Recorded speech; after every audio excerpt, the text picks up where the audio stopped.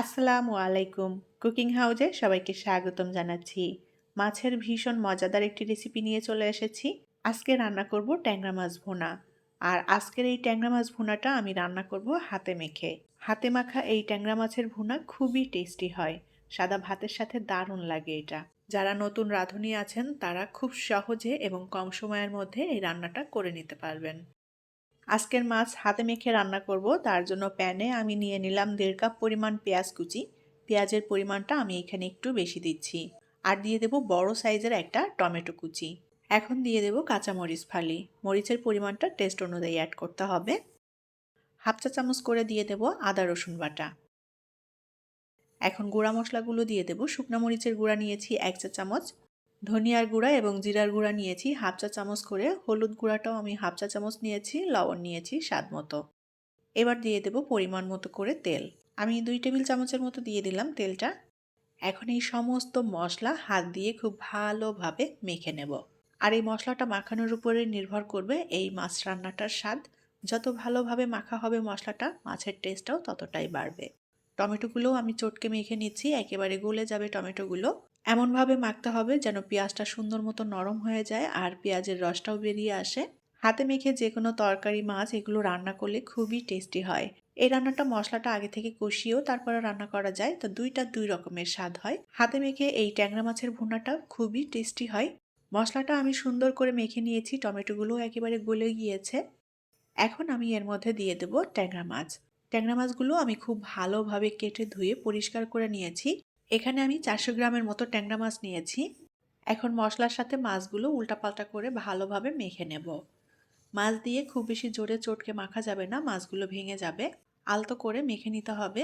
মশলার সাথে যত ভালোভাবে মাছটা মাখা হবে, মাছের মধ্যে মশলাটা মিশে যাবে সুন্দরভাবে।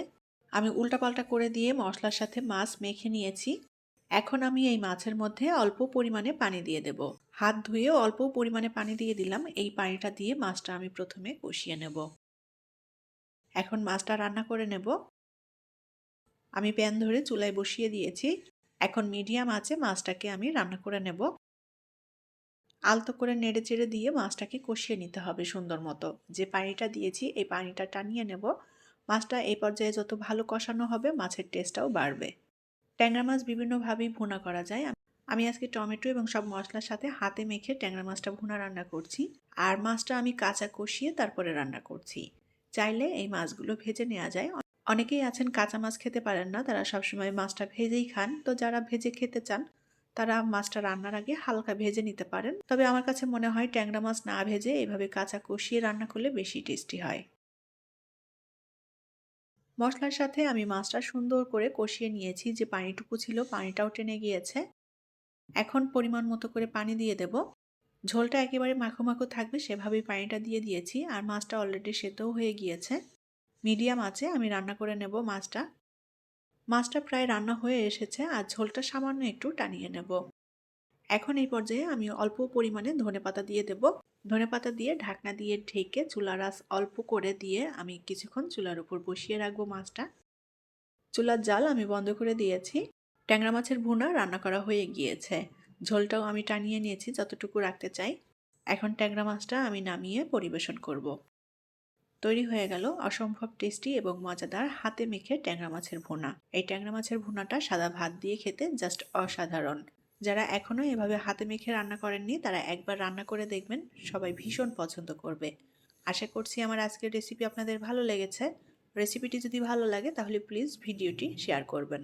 পরবর্তী রেসিপি নিয়ে আবারও হাজির হয়ে যাব। ভালো থাকবেন সবাই। আল্লাহ হাফেজ।